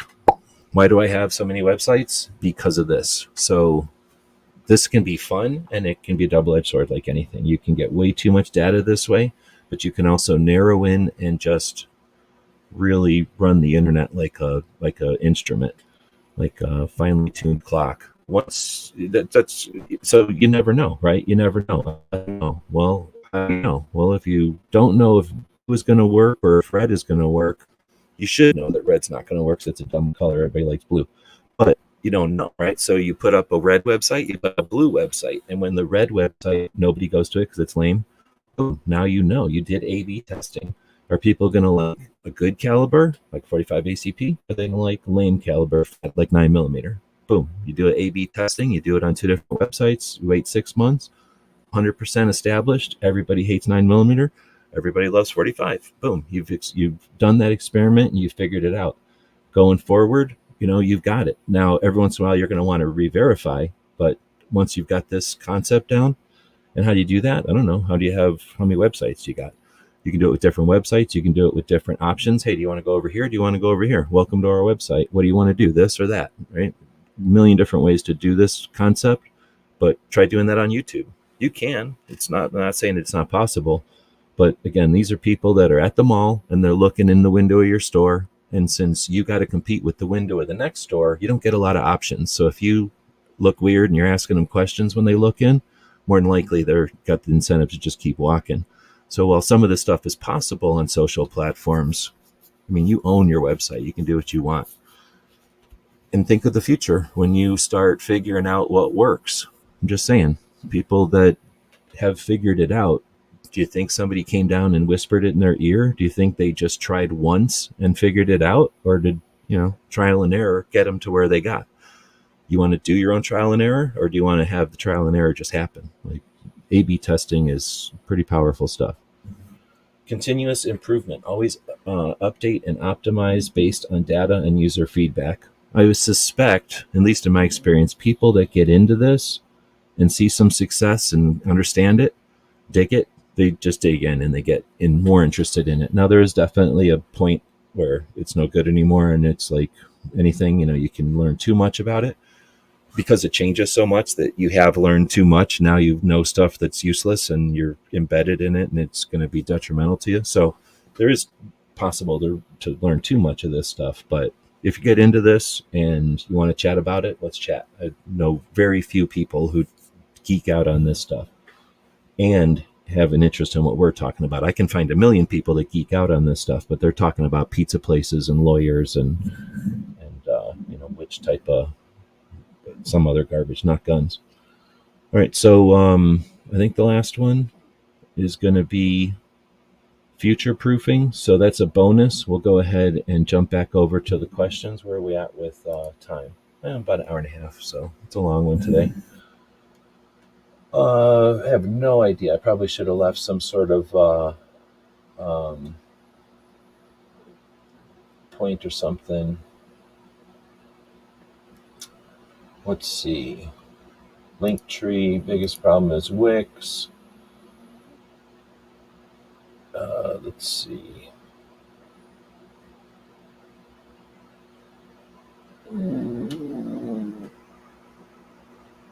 Put my strike had to leave. She fires came in. Let's see. Never used the blog post. I think we already looked at that one. Everybody saying hey to each other.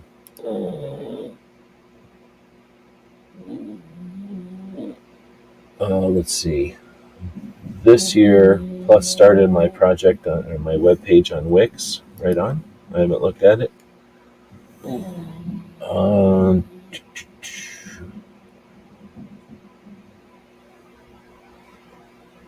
She fires is saying, I use GoDaddy now, had WordPress and Wix in the past. GoDaddy has been easier for me to modify.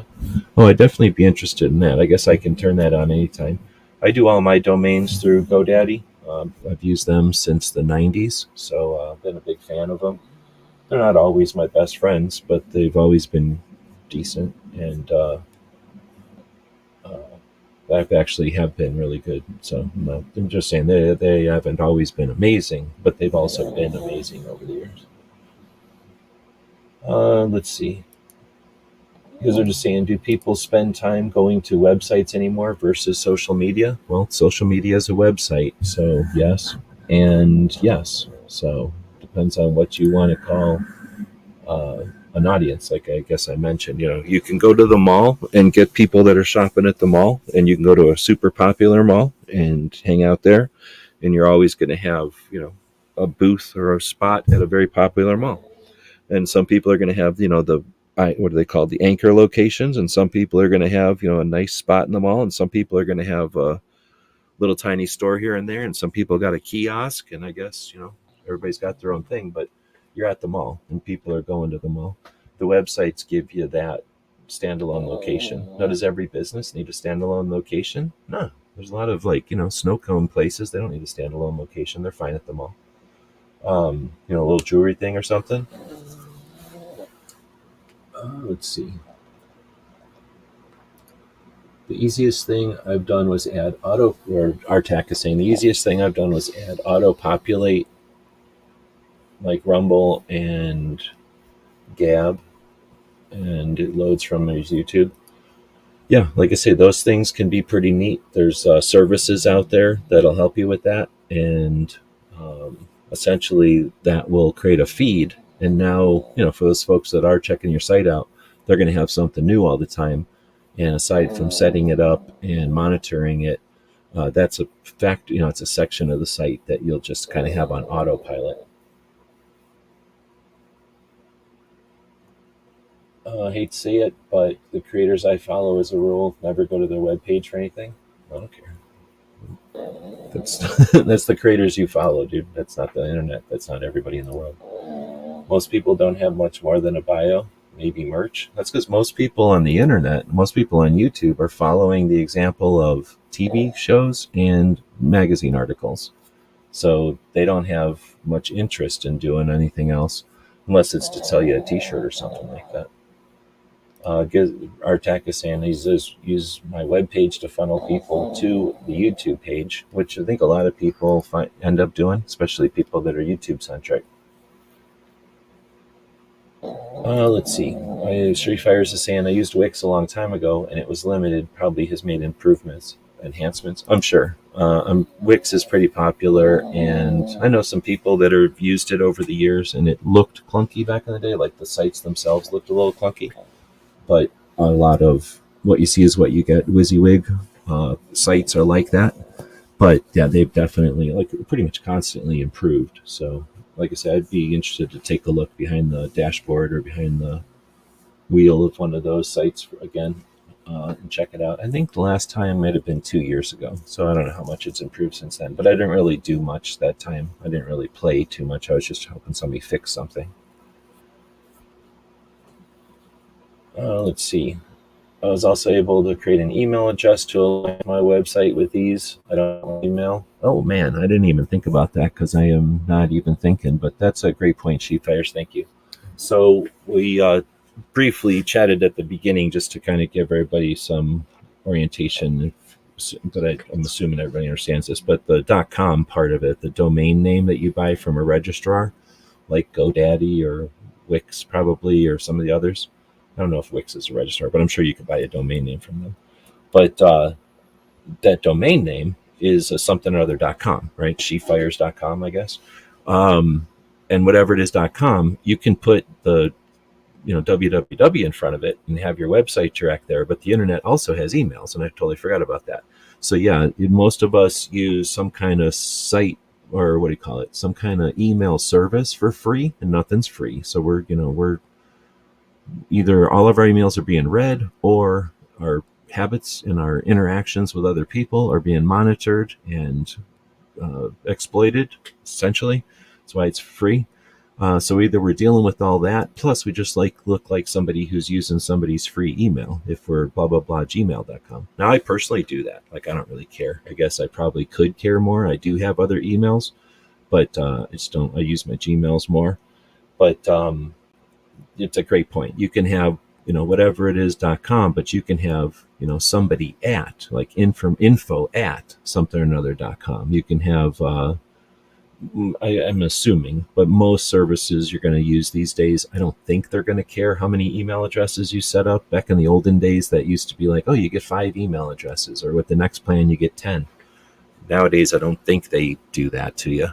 But essentially, you can have your email addresses custom, but then also personalized, like go to your domain name. And that is a great feature of a domain. Now, technologically, you don't need to use some fancy separate email. You can set that email up and still have it direct into your Gmail. It just takes some setup, and then again, making sure that it doesn't break, or over time as things change or whatever, every once in a while monitoring it.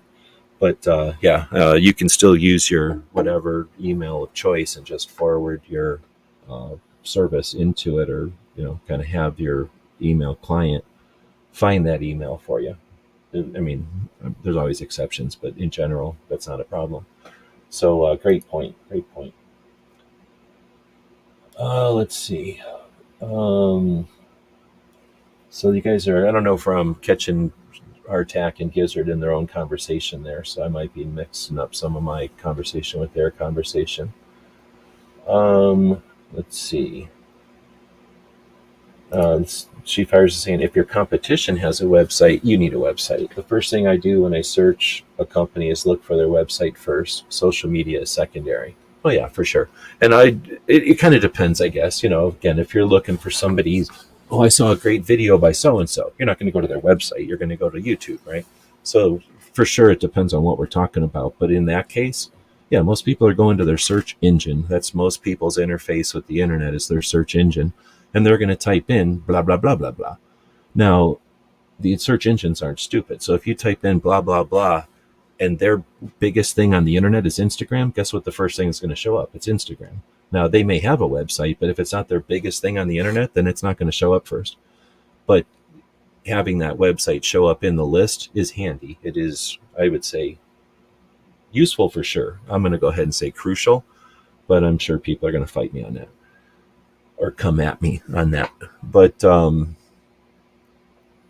I think great point that if your competition has one, you need one. The thing is, who's your competition? If you're just a content creator, well, your competition is somebody else, like anything else. So if somebody, let's say, you're the person who, I like XYZ social media platform. We're all on YouTube, so we'll pick on YouTube. I like YouTube, so I'm on YouTube. Everybody I like is on YouTube. Everybody I know is on YouTube. I like YouTube. Okay, you got your good message and you're trying to put it out there. If your message is, I like kite flying or something, then, big deal. But if your message is, hey, I think kite flyers are unduly oppressed by the drone laws that are happening because drones are doing dumb shit and kites aren't, and we're tied to the ground and we're just having fun and they're out there being jerks and we're getting attacked by their laws. So, kite issue that I want to get the word out about. Okay, so now you have an issue, you have a reason to be online. Well, if your reason to be online and you're only going to say that on YouTube, what's the priority here? Your comfort and your interest in being online or getting the message out? So in that case, I could see where somebody who's interested in getting the message out to as many people as possible would understand that there's a bunch of people that hate YouTube. The same way that I'm not going to Facebook. Like I only went to Facebook in the last 6 months or whatever because I had to. I hate Facebook. I haven't used it in forever. I only use it once in a while to check out this one thing I have to. I literally hate it. There's people like that with YouTube, and they're allowed to. YouTube is a big time suck, and it's pretty much stupid. We're all saying the same things to each other most of the time. It's a giant confirmation bias thing. In the gun community, it's horrible because we have the same 18 conversations repetitively for the last 2 decades. It can be mind-numbing sometimes. Now, most people don't realize it because you jump onto YouTube, you bounce around on YouTube, and then you ease off of YouTube. But for those of us that are here, like the people that are at the gun show, watching everybody walk by, it's pretty repetitive. There's not a lot of changes here. But here nor there, right? Some people are going to hate YouTube. Some people are going to love it. So if your message is only on YouTube, you're only reaching the people that love YouTube. And if that's okay with you, that's okay with you. But in reality, if you're trying to get something out there, you just got to, you don't have to use everything, but using more than one platform at least gives people the option. So they might go, I care about your kite flying issue. I hate YouTube. I'll go to Instagram and figure out what's up. I'll go to your website and figure out what's up. I'll go to that other platform. Even though I hate socials, I hate YouTube more. So you're giving me an option. Again, everybody can do what they want, but I think that's a great point. Let's see. Third thing is reviews. Interesting. So that's a whole nother thing. And actually in 2024, it didn't bring it up. In past years, it may have looked it up.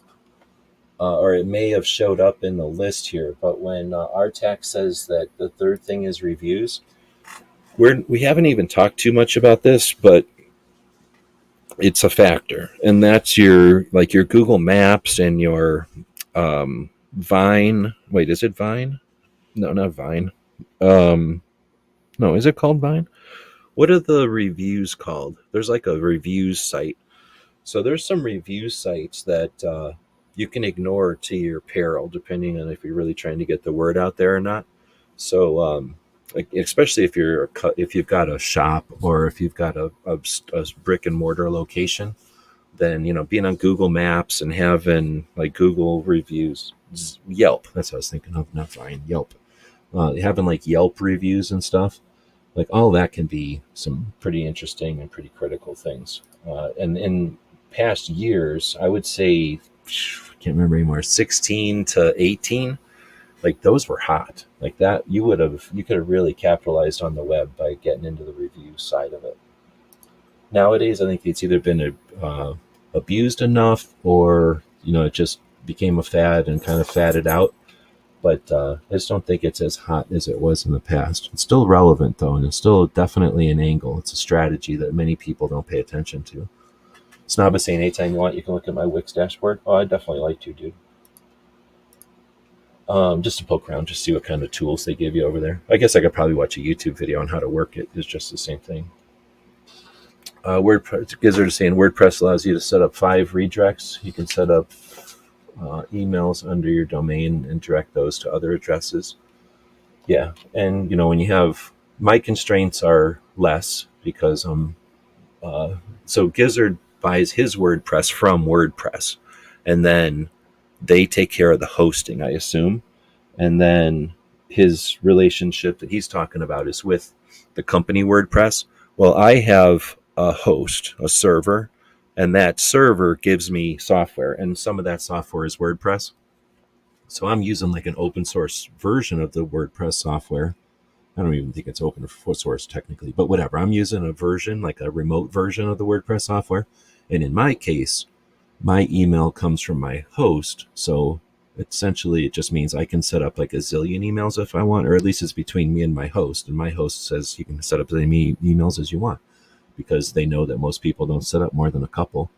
But if I really wanted to, I could set up a pile of them and do what Gizzard is saying. You don't have to necessarily have an email client that reads them all. You can just have them all like funnel into one so you can gather them all, and then sending them is a different story. But if you're really doing that much with emails, let's have another conversation about it.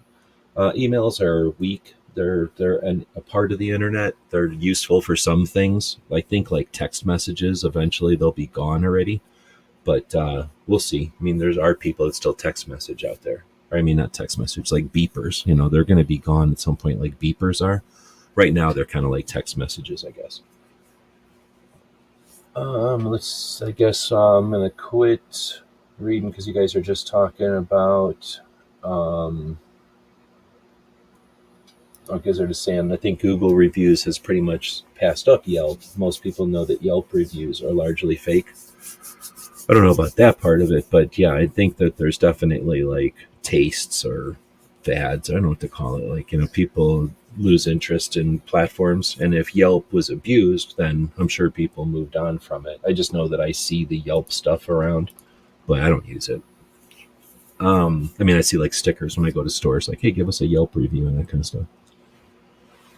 So then let's get to the implementable action steps for future proofing, which they're calling it a bonus, but in reality, I think I keep saying caveats here to this point that things are going to change all the time, and don't get satisfied. Don't get like accustomed to anything on the internet.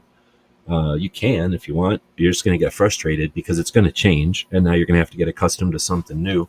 And it's going to change, and you'll have to get accustomed to something new, and then it's going to change. You'll get accustomed to something new. So if you get accustomed to changes, it's a lot easier than getting accustomed to anything and having to keep getting up and moving.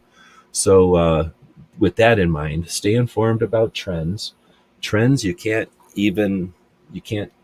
anticipate them. I mean, every once in a while you get to anticipate something because it's kind of obvious, for whatever reason it lines up and you can see the next one coming. I don't know too many people that can do that on the regular. Some people have done it more than once, but essentially you'll find this at some point. And don't be afraid to dig in. When you are fairly confident you see a trend coming, dig in. Doesn't cost you nothing. And even if it costs you a couple of bucks, once you're fairly confident, don't try to think that you're going to start catching trends every other time. So if you really got an urge that a trend is coming, jump on it. Nothing wrong with that's how you capitalize on stuff. You might lose. Don't do it all the time, especially if you keep losing. But I'm just throwing that out there. Trends are coming and they're going. You can sometimes see them coming. Sometimes they're kind of obvious. Sometimes there's 3 or 4 coming and you're kind of interesting to see which one wins. But be ready to adapt, right? Like, because they're going to end. I mean, if you're watching any of the trendy vertical stuff, I got to go see what's going on.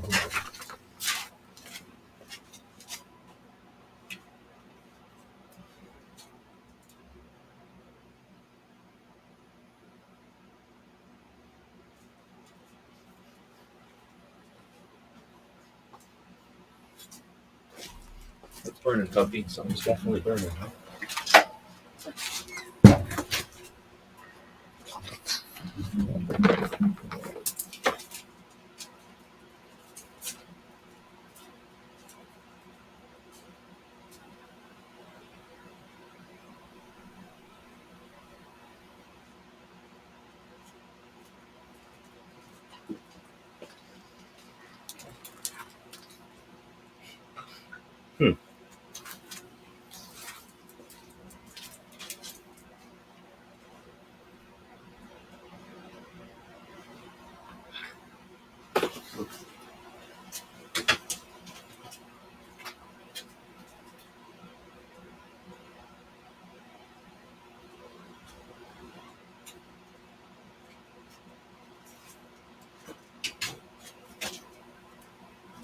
What are you doing?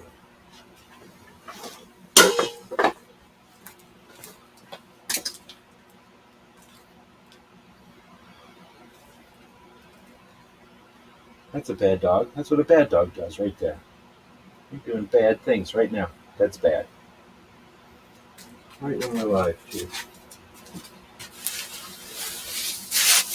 That's a bad animal.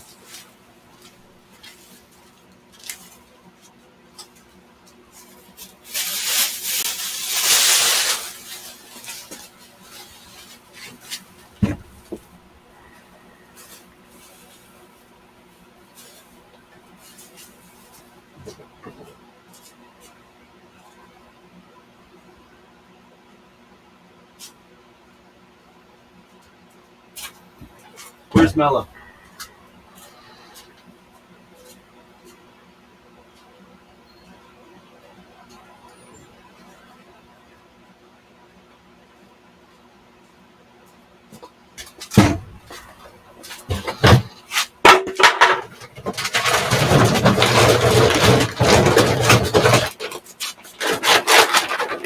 Hello, come on. Come here.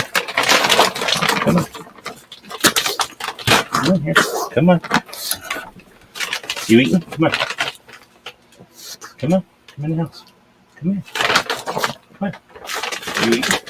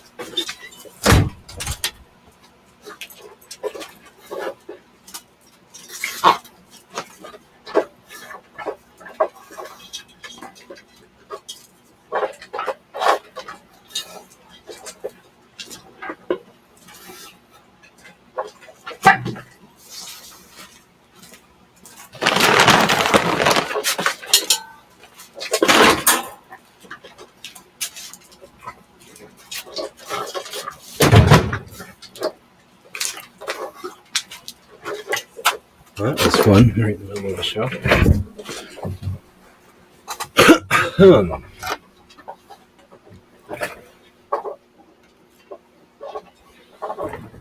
So, that was interesting. First there was a fire somewhere, and then puppy shitted in the house. Well, he started to. I winged him outside. And then Mello decided to book it again. So, Mello's obviously got some kind of issue with that puppy booking, or booking every time that puppy poops. So that was a lot of fun. All right, so let's drink some of this coffee here.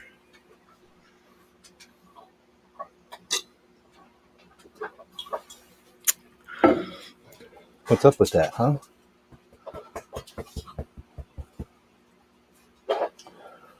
Obviously got to redo the back door. All right, so I thought at first she was jumping, but now I see that she's not jumping. She's moving this plant and scooting out of there. Yeah, you. What's up? Leave it. You don't want to leave her anymore because it has poops.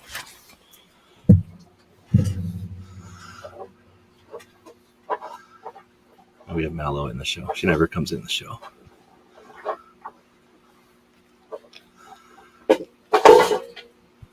This time she only booked it into the backyard to go poop or something, and then she came back in. But she almost left. She said, I'm sick of this dog pooping in the house. I'm leaving. All right, well, I'm not supposed to have dogs on the shows, as I'm told. All right, go back down. Anyhow, so stay informed about trends. Like I was saying, you can't see the trend, the viral stuff coming, but you can every once in a while. Embrace progressive enhancement.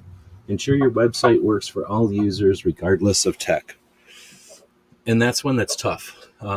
You look at what's winning with the biggest, brightest, the big, the most popular, the fanciest, whatever, the stuff with the richest, the coolest, whatever, and you want to do that. Well, sometimes they're pushing that on their people. Sometimes they got sold a bill of goods. Sometimes, often, they're doing it in spite of whatever that flashy stuff is. So I've seen way too many. I've just seen way too many successes where the success was due to whatever, this and that, but because of this thing over here was involved with the success or was a part of the success, people think it's that thing over there that had anything to do with the success. And in reality, it was probably hindering it, if anything. Like, it was definitely not a part of the reason it was successful. So when you take a look at what other people are doing, as I mentioned, as an option for strategizing or, determining what you want to do, be careful that just because something's cool on something that's winning, that doesn't mean that's why they're winning, if that makes sense. So ensure your website works for all users, regardless of tech. Man, I've been around for a long time. I've done a lot of websites. Some people tell you that I can't do it for shit. Other people will tell you that I'm smarter than everybody else. Basic. I guess I shouldn't say this. I've had everybody say everything over the years, but I find much fewer people that are like, man, I wish your website had harder to read text, or I wish your website had more difficult navigation, or I wish your website had a more intricate and annoying background image. Just simple. People want their websites to look different or want them to look cool. That's fine, but make something else look cool. Make a picture look cool that you put on your website. Make a video look cool that you put on your social, where there are no parameters and everybody's just walking by the mall looking in those windows. Well, then, yeah, have something interesting in the window. But at your place, you don't have to have every window so interesting that nobody even wants to look around. So simple. Lastly, build a flexible and scalable platform. Choose tools and frameworks that can grow with your needs. So that's a tough one too. Probably Wix is a good example. They've started out late enough on the internet that they're not going to be susceptible to some of the companies that were before them. But one of the reasons I'm the way I am, the reason I'm a DIYer as far as the internet goes, back in the olden days, we didn't have the option of using some pre-built thing. There was no pre-built things. We had to build everything. But after about 2009 or something, 2008, all the pre-built stuff started to happen. It was getting larger and larger, and it was pretty obvious the wave of the future was going to be, and it's been this way, that pre-existing things build the internet and people come up and customize those to their needs. It just makes sense. Having to build everything from scratch is not scalable. It's not, doesn't go on over time. So that's just normal. But so those first couple of frameworks that we had, they had no idea how fast the internet would get, how big the internet would get. I mean, sure, everybody knew it was going to get bigger, but we thought it was going to get bigger with websites. We didn't know it was going to get bigger with video. And who could have known that video would go from kicked in the balls and little cute kitten videos to what it's become. And then now that it's what it is, who would have anticipated it's going to turn into little short vertical things that are less than a minute long? And then what's going to be next? Who can anticipate what nobody could anticipate before? So we know that things are going to change.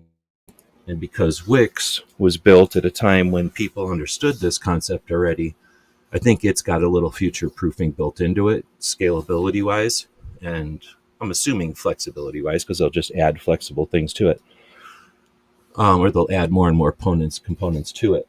But it is possible that you could find something now that isn't scalable or isn't flexible. But I mean, unless you do your project in a vacuum, and unless you're talking to very few individuals, you won't encounter that situation, that problem. So I wouldn't be too worried about being scalable. In other words, I think most things you build with today are scalable. Now, your navigation, that's up to you. And your navigation, might be a challenge, as you start to grow and add more things. I mean, I can tell you about lots of projects that started out small and became very elaborate over time. And the navigation to those, there's no way to anticipate, how big something's going to be. So best you can do is be flexible. All right. And it says at the end here, remember, website improvement is a continuous journey. Start small, experiment, and enjoy the process. Hopefully you enjoy it. Hopefully you're working with others that are also enjoying it. Oh, I just realized there's no puppy in this picture. Come here, little poop dog.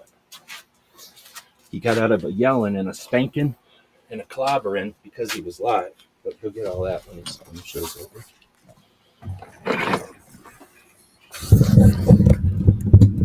Horrible dog.